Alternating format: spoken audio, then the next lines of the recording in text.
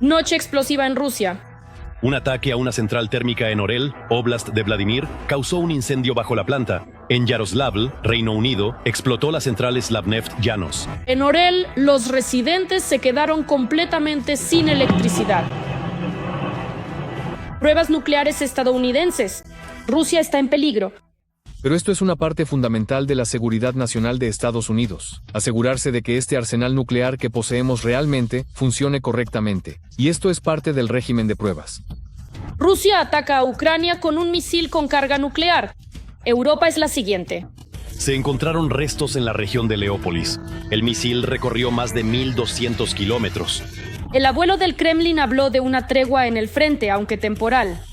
Pero solo en las zonas donde, según su versión, supuestamente están rodeadas las tropas ucranianas. Nosotros estamos dispuestos a cesar las hostilidades por un tiempo determinado, por varias horas. Parece que la defensa antiaérea supuestamente sin análogos no funciona. En Rusia hay nuevas vacantes. El Ministerio de Defensa anunció la convocatoria de voluntarios para grupos móviles que protegerán refinerías de ataques de drones. Menos dinero, menos motivación. En la Federación Rusa están reduciendo los pagos. Los pagos a los contratistas se redujeron de 2 millones a 400.000 rublos. Todo esto debido al déficit presupuestario en la región por un monto de...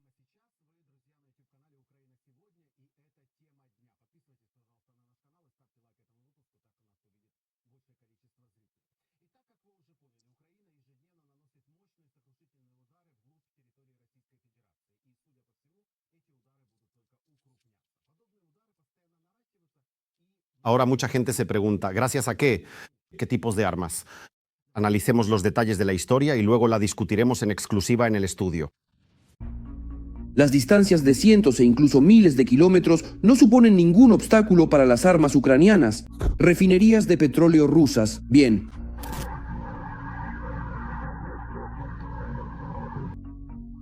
Eso es todo, está claro. Las fábricas están jodidas. Eso ya está claro de por sí.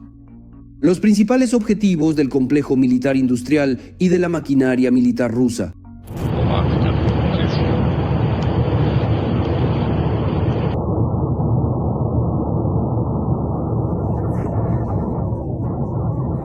Y desde hace poco, en respuesta a los continuos bombardeos de la infraestructura civil de Ucrania, la infraestructura crítica rusa también está en la mira de las Fuerzas Armadas de Ucrania.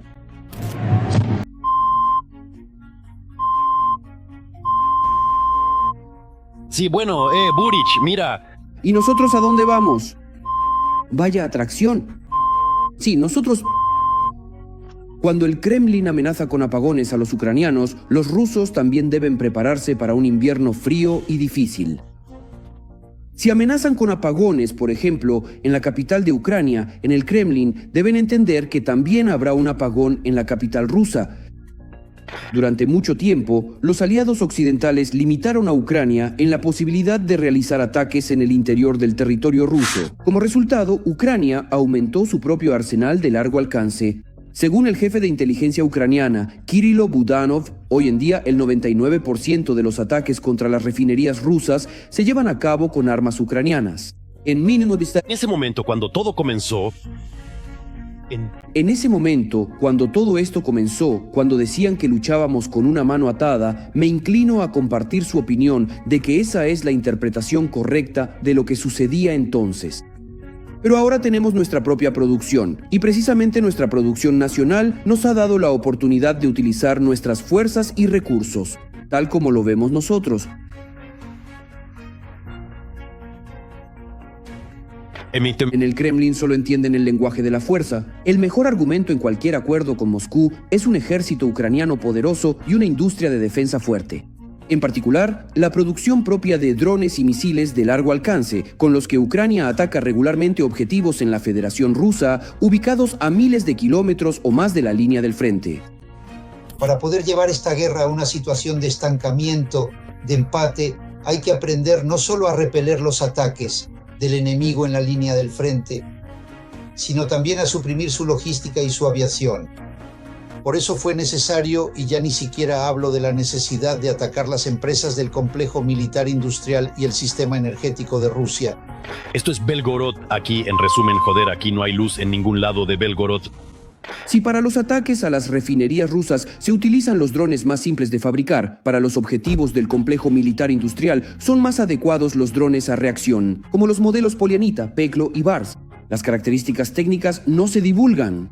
Los expertos suponen que el alcance de estos drones a reacción es de entre 500 y 700 kilómetros.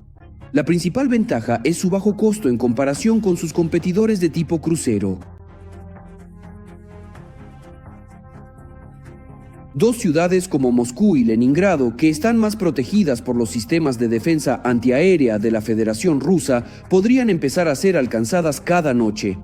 El VAR podrá llegar, y considero que esto debe ocurrir de manera sistemática.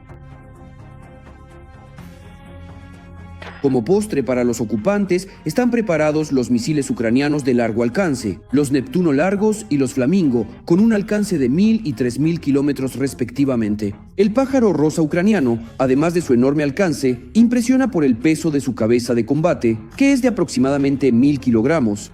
Normalmente la cabeza de combate de un misil de crucero moderno es de 450, pero como máximo 500 kilogramos. Por regla general, casi todos los misiles tienen 450 kilogramos. ¿Qué aporta una cabeza de combate que pesa 1 tonelada al impactar en un objetivo, por ejemplo, en una instalación industrial? 2 de estos misiles la dejan completamente fuera de servicio al menos por 1 año. Es decir, allí habrá un solo cráter de unos 20 metros de diámetro. Los terroristas rusos que bombardean ciudades ucranianas deben entender que habrá una respuesta simétrica, sin falta. A continuación se nos une Román Svetán, experto militar y coronel retirado de las Fuerzas Armadas de Ucrania. Román Grigorievich, buenas tardes, me alegra verlo. Gracias por encontrar tiempo para nosotros. Les deseo salud a todos. Pokrovsk, que está en boca de todos estos últimos días, es comprensible, y hoy el presidente Zelensky respondió si Ucrania planea retirar sus tropas de la zona de Pokrovsk. ¿Cuál es su análisis al respecto? ¿Qué le indica su experiencia? ¿Lograrán finalmente las Fuerzas Armadas de Ucrania resistir esta embestida mortal de las tropas de ocupación rusas? Hoy Zelensky mencionó una cifra. Aproximadamente 170.000 ocupantes rusos están ahora concentrados precisamente en esta dirección. Bueno, al menos más de 100.000 que participan directamente en las acciones de combate o apoyan estas acciones. Allí, en principio, el grueso del ejército ruso de 500.000 de efectivos respalda a estos 100.000. Eso es como mínimo, dependiendo de las direcciones. Por eso allí se han concentrado grandes fuerzas y el hecho de que se estén acumulando allí ya era evidente desde la primavera de este año. Es decir, ¿no? La dirección general, el principal eje de ataque era precisamente la región de Zaporizhia, la región de Donetsk, el frente oriental. La tarea principal es la expansión del corredor terrestre. Y para ampliar el corredor terrestre, es decir, hasta la costa de Azov, los rusos necesitan al menos 150 kilómetros para poder desplegar un sistema serio de defensa antiaérea. Para que nuestro armamento, por ejemplo, misiles antirradiación como los HARM, no pueda alcanzar ese sistema, precisamente tienen un alcance de unos 150 kilómetros, así que esa línea está más o menos alrededor de Zaporizhia. Naturalmente, a lo largo del corredor terrestre, prácticamente en todo el corredor se desplegaron tropas rusas. La segunda ola llegó hace poco, al menos el equipo llegó, y que más de 100.000 se dedicarían a estas tareas ya estaba claro prácticamente desde la primavera, es decir, la Dirección Estratégica General. Bueno, y en realidad después de la salida de la segunda ola, principalmente hacia la línea de contacto, eso tomó al menos 1.5 meses o 2 meses, por eso no se podía permitir un cerco. Eso era posible de hacer enviando suficientes tropas a esa dirección para aumentar la densidad y el fuego, naturalmente, la densidad del personal. Pero claro, para eso había que retirar tropas de otro lugar, retirar la reserva de los cuerpos de seguridad, poner en servicio aparte de los efectivos que ahora no son necesarios para mantener el orden dentro del país. Existe esa posibilidad porque la mitad de la población se ha ido de nuestro país, es decir, con la mitad restante, al menos el 50% de nuestro sistema de seguridad podría manejar la situación. Y al otro 50% se le podría incorporar de manera racional a las Fuerzas Armadas de Ucrania, como se hace en Israel. El modelo israelí es el mejor en este sentido, ya que es imposible acceder al servicio público sin haber servido en el ejército. Y también en la política, entre otras cosas. Y, por ejemplo, el propio Netanyahu, creo, el rango de capitán de las FDI, es decir, así es como debe ser, todo está bien organizado allí, el sistema está ajustado y así debería ser aquí también, pero por el momento todo lo que veo son momentos de ruido. Es decir, Rusia en los últimos meses no ha creado una amenaza seria para nuestra guarnición de Pokrovsk, simplemente para la guarnición civil. Además, esta amenaza proviene principalmente del norte, es decir, del norte se refiere a la entrada de los rusos desde el lado de Rodinskoye. Hubo un intento de avanzar hacia Pokrovsk desde el norte y desde el sur ya se acercaron recientemente. Shevchenko es una línea defensiva exitosa, llevan mucho tiempo allí y en principio se les puede contener al menos al sur de la vía férrea, también desde el suroeste hacia Pokrovsk, es decir, entre Mesivka y Pokrovsk. Pero la entrada desde el norte, desde Rodinskoye, es mucho más peligrosa, aunque también representa un peligro para los propios rusos, porque es una pinza norteña que ahora intenta rodear Mirnograd, al sur de Rodinskoye. Han entrado en parte de Rodinskoye, entre otros lugares. Esa pinza también es peligrosa para los rusos. ¿Por qué? Porque una pinza similar intentó irrumpir, avanzar hacia Dobropole, fue comprimida desde ambos lados, es decir, desde los flancos. Y ahora en varios semicalderos, calderos, se está descomponiendo en partes, es decir, se está destruyendo esa pinza. De la misma manera, si hay una cantidad suficiente, al menos un par de cuerpos completos. Y si hay algo en algún escondite de Ushirsky, entonces en principio es posible resolver el problema de Pokrovsko-Mirnograd. Es posible desbloquear completamente al menos el norte de la aglomeración Pokrovsko-Mirnograd. Luego, está claro, durante varios meses habrá que defender a esos grupos rusos que ya han entrado tanto en Pokrovsk desde el sur como en Mirnogradsk desde el sur y el noreste.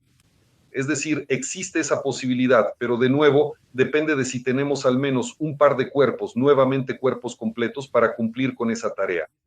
Si no hay esos cuerpos o si no hay reservas, entonces hay que tomar la decisión de una retirada controlada antes de que sea demasiado tarde. Porque en este momento hay dos opciones, por así decirlo. En la próxima semana esto quedará claro. Podemos crearles un gran problema a los rusos allí, sin duda podemos. ¿Por qué ahora los rusos están pidiendo varias horas de pausa operativa? No necesitan llevar periodistas allí. Precisamente lo que necesitan es una pausa operativa para estructurarse. Román Grigorievich, ¿qué pueden lograr ellos? Está claro que esto es una estratagema militar. ¿Pero qué pueden lograr en términos militares? ¿En 5 a 6 horas? Sí, lo lograrán. En primer lugar, 5 a 6 horas. Eso solo es lo que se ha dicho. En realidad, para llevar periodistas allí, habría que detener todo durante varios días. Las acciones de combate, supervisarlas, es todo un proceso. En unas pocas horas nadie logrará nada, incluidos los periodistas. Pero incluso si son 5 a 6 horas, en ese tiempo se puede estructurar a aquellas unidades rusas que en este momento han entrado en Pokrovsk y que ni siquiera tienen comunicación entre sí. ¿Por qué? Porque funcionan nuestras guerras electrónicas, nuestros inhibidores, no les permiten comunicarse entre ellos ni tener comunicación alguna con las unidades rusas principales que están al sur de Pokrovsk.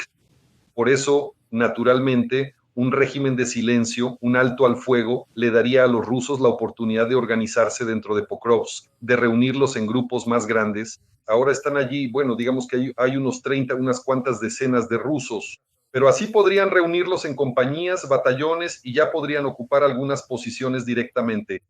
Decidirse por esto es suficiente. En este estado, como está ahora, es suficiente, pero si no se hace esto, entonces tenemos un problema allí. Se han enviado unidades adicionales para limpiar a estos rusos y en una semana se les puede eliminar. Los rusos lo entienden perfectamente y Putin también lo entiende perfectamente.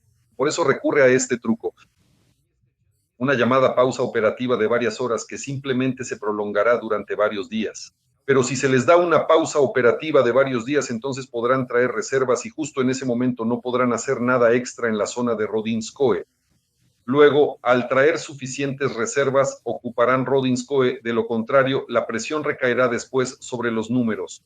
Es decir, esto es un truco puro y simple. En ningún caso se debe caer en él.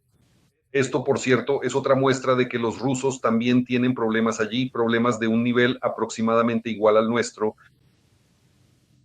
Bueno, esperemos que el liderazgo político-militar esté controlando esta situación. No en vano afirman que todavía es demasiado pronto para hablar de una situación desesperada a día de hoy. Pasemos a noticias más agradables.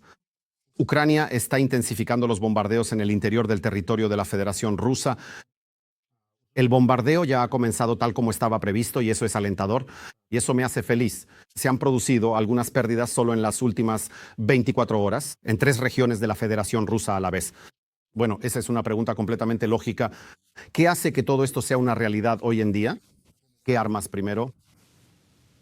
Lo has notado correctamente. El carácter sistemático y planificado del trabajo de combate ya es visible. Cuando alcanzamos la planificación en el trabajo de combate, los ataques sistemáticos según un determinado algoritmo, esto ya se nota desde hace 3 meses. Es decir, esto indica que ya nos hemos puesto en marcha sobre verdaderos rieles militares. En términos simples, hemos comenzado la guerra, y eso solo desde agosto del año 25, una guerra a gran escala. Esto fue precisamente después del inicio de los ataques a la retaguardia del enemigo. Sin destruir la retaguardia, nadie ha ganado nunca ninguna guerra en ningún lugar. Bueno, en la línea de contacto de combate, ganar una guerra en las condiciones del tercer milenio es simplemente imposible. Solo ataques a la retaguardia, apenas hemos empezado a golpear a gran escala, al menos planificada desde agosto, y de inmediato los resultados comenzaron a verse. Se ha eliminado una quinta parte del sector petrolero ruso, y la guerra es matemática. Si seguimos la dinámica dentro de un año, los rusos, es decir, en otoño del próximo año, para finales de año, eso seguro, simplemente no tendrán la industria petrolera. ¿Qué es la industria petrolera? El sector petrolero y gasífero de Rusia es el principal flujo de dólares del petróleo y gas hacia la economía rusa. En general es la rama formadora de la economía rusa, de manera directa o indirecta. De la industria petrolera dependen la petroquímica, la metalurgia, la energía y así sucesivamente. En política, toda la economía rusa, es decir, nuevos golpes a la retaguardia rusa permitirán al final no solo destruir la economía rusa, sino que a través del colapso de la economía rusa, también colapsar el imperio ruso, ya que dejará de fluir ese caudal de dólares del petróleo con los que se compra el ejército, se compra la lealtad. El liderazgo de las repúblicas que forman parte de la Federación Rusa se desmoronará como la Unión Soviética. Los ataques ahora se llevan a cabo de manera sistemática, principalmente contra objetivos aéreos. Por ahora no tenemos minutos, la policía tenía balística, ya lo tuvimos en Moscú. Es decir, mientras no hay misiles balísticos, los ataques se realizan principalmente con drones y misiles de crucero, drones, principalmente drones en serie. Aquí, en el reportaje ya se mencionaron y además se añadieron los temibles AN-196. Son buenas máquinas que cumplen misiones de combate a distancias superiores a 600 kilómetros. Por cierto, nuestro dron de tipo avión es difícil de detener.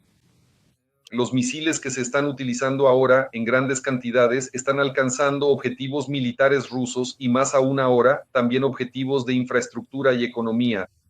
Los mismos Neptune, por ejemplo, los Neptune han atacado varios objetivos y a larga distancia. Por ejemplo, la distancia de Orlovskaya es de más de 400 kilómetros, lo que significa que ya se utilizó el Neptune de largo alcance, como lo llaman al menos, o recientemente mostraron el Neptune con tanques adicionales de combustible, los llamados tanques externos en la zona del fuselaje, que permiten lanzar a más de 400 kilómetros. Y aquí el Neptune básico tiene un alcance de 300 kilómetros, es decir, los Neptune están funcionando. Este es un complejo costero de misiles del KB Luch, que los produce a partir de misiles. En su momento, el X-35U, sobre la base del misil, el KB Luch creó este misil Neptune, que al principio funcionaba contra barcos desde el aire, es decir, de lanzamiento aéreo, y luego lo adaptaron para lanzadores de los complejos costeros de misiles. Ahora también realiza ataques además de contra barcos, lleva a cabo el hundimiento del Moskva y otros ataques, y ahora también cumple la tarea de tierra a tierra, destruyendo ya objetivos militares rusos. Bueno, en la retaguardia a 400 kilómetros ya es un misil de crucero serio, eso respecto al Neptune. Bueno, y hay información de que está a punto de entrar en servicio, al menos en pruebas preserie, muestras experimentales, las llamadas hasta una decena, solo unas 10. Se necesitan lanzamientos exitosos cumpliendo la misión de combate y ya se puede poner en producción en serie. El mismo misil Flamingo tiene una buena cabeza de combate, lo hicieron muy bien y de manera competente. Tomaron una bomba aérea, le añadieron de forma sencilla motores, alas y un sistema de control. Es una bomba aérea con un motor de empuje tomado del AI-25DL. Yo volé 1500 horas con ese motor. Estaba instalado en el L-39 y sigue estando allí. Y de estos motores se han producido miles en 40 años, incluso en 50 años. Ya llevan aproximadamente medio siglo produciéndose. Nuestra empresa de Zaporiyia ha fabricado miles de estos motores, ahora están ahí acumulando polvo. se retiraron de 6 aviones y en principio pueden ser restaurados para un solo vuelo, básicamente para usarse una vez. Es un misil barato que lleva una cabeza de combate de 1 tonelada, pero la FAB-1000 es una bomba muy seria, es decir, realmente causa daños considerables con una sola bomba. Es suficiente, por ejemplo, para destruir o detener el ciclo tecnológico en empresas del nivel de una refinería de petróleo con una sola bomba aérea, o incluso si se utiliza como misil sería suficiente para detener la producción allí. Un complejo metalúrgico puede ser destruido, por ejemplo, el taller de oxígeno, la planta petroquímica, si destruimos el sistema de preparación en ciertos puntos, es decir, puntos críticos, o, por ejemplo, una refinería de petróleo. Si se destruye la unidad de preparación previa del crudo, la desalinización o las torres de destilación, el craqueador, entonces se puede dar por perdido ese lugar. Es decir, existe esa posibilidad. Lo principal es que ese misil llegue al objetivo, ese es el problema ahora. Romper la defensa antiaérea rusa, especialmente de frente, ya es difícil.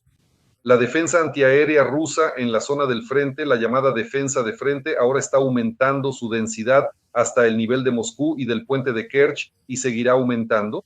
Es decir, allí será algo serio. Habrá que encontrar mecanismos para romperla, para que nuestros principales misiles de ataque puedan pasar y cumplir su misión de combate, pero se puede entrar sin problemas por Crimea y por Novorossiysk. Es decir, básicamente desde el mar a altitudes extremadamente bajas, los misiles y drones pueden cumplir misiones de combate en esa dirección sureste. Y más allá de eso, no se ha hecho nada, por así decirlo, como decimos en el ámbito militar, es decir, hasta el mar Caspio, lo principal es que el alcance lo permita. Bueno, volvamos a confiar en el presidente Zelensky y en nuestro liderazgo político y militar, que dicen que las fuerzas de defensa están preparando nuevos ataques de largo alcance contra Rusia, y porque entendemos perfectamente que uno de estos misiles o varios misiles en el futuro, precisamente ellos, lo más probable, serán esos cisnes negros que pueden acabar tanto con Putin como con toda su camarilla. Pero el enemigo tampoco se relaja y ha aparecido información de que Rusia ha comenzado a lanzar contra Ucrania el misil 9M729, que es capaz de portar armas nucleares. ¿Qué están demostrando los rusos con esto y qué tan crítica es esta situación? Tanto para Ucrania como seguramente para Europa. Hay que ser objetivos. Y nuestros misiles de crucero no son un factor decisivo. Con una defensa antiaérea densa, los misiles de crucero rusos tampoco son en absoluto un factor decisivo para nuestra defensa aérea, y mucho menos para la europea. Ese cisne negro para Putin serán nuestros misiles balísticos que su defensa antiaérea no podrá derribar, llegarán hasta Moscú. Un apagón en Moscú desconectará el control de Putin sobre el resto de la capital.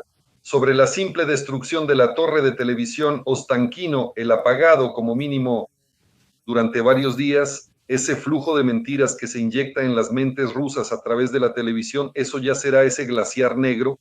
La misma situación ocurre con el misil de crucero ruso. Ese es el misil de crucero que fue desarrollado hace décadas, montado en la lanzadera del mismo Iskander, mejorado, por supuesto, montado en la lanzadera del Iskander, pero tenía un alcance que superaba los 500 kilómetros, que estaban limitados por el Tratado sobre Misiles de Alcance Medio. Es decir, los rusos debían haberla destruido y no lo hicieron, aunque informaron que la habían destruido o bien la volvieron a poner en producción. La producción de estos misiles de crucero con alcances superiores a 1000 kilómetros, es decir, se consideran misiles de alcance medio, al menos de base terrestre, y no debería existir a priori, es decir, naturalmente, el hecho es que los rusos empezaron a utilizarla. Resaltamos esto para que a Trump le sea mucho más fácil ahora apelar, incluso al Congreso. Por ejemplo, para resolver la cuestión del inicio de pruebas nucleares, el lanzamiento de la producción, incluidos misiles de base terrestre de alcance medio, en principio no hay obstáculos para ellos. Lo mismo ocurre con Suagab, pero en esencia, ahora mismo, en este momento se trata de un misil principalmente de base marítima. Hay varias decenas de lanzadores allí. Los Typhoon, que ahora intentan adaptarlos para lanzamientos terrestres, pero por ahora eso no es suficiente. Es necesario salir completamente de este tratado, iniciar, por supuesto, pruebas nucleares y así sucesivamente. Ahora es precisamente cuando podemos ayudar, es decir, nuestra información, que en este momento ha sido verificada y revisada 300 veces, ayudará a Trump a iniciar esta carrera armamentista que los rusos definitivamente no podrán soportar.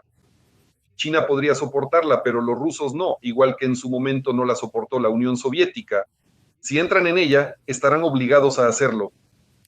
Si esta carrera alcanza un nuevo nivel, un nuevo ciclo, ellos sin duda intentarán alcanzarla, tratarán de ponerse al día. Eso requiere una financiación muy grande y los rusos no podrán soportarla. Este es, una vez más, uno de los mecanismos para la desintegración del imperio ruso. Por eso, por supuesto, apoyaremos a Trump proporcionándole información adicional.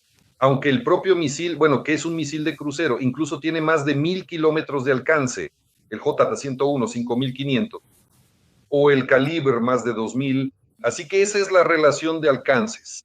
Es decir, un misil de crucero lanzado desde un Iskander de base terrestre no tiene suficiente potencia, por así decirlo, al menos en su versión convencional, ni siquiera para superar a los principales misiles rusos que actualmente están en servicio de combate, porque desde el punto de vista de la carga de combate, de la presión de combate, no es algo temible. Es decir, para nosotros no es peligrosa y para Europa tampoco representa una gran amenaza. Eso es en su versión convencional y puede portar una carga nuclear. Ya en su versión nuclear sí, ahí hay un problema. Eso significa que como mínimo habrá que reaccionar al 100%. Eso es lo primero. En segundo lugar, ahora hay que rastrear, poner en marcha un mecanismo para seguir la ubicación de los lanzadores desde los cuales puede ser lanzada. Ese es el principal problema ahora para los europeos. Bueno, la verdad es que nos ha tranquilizado un poco. Román Grigorievich, muchísimas gracias por encontrar tiempo y compartir su análisis. Les recuerdo a nuestros espectadores que hoy respondió a mis preguntas el experto militar, coronel retirado de las Fuerzas Armadas de Ucrania, Román Svetán. Hasta la próxima. Adiós.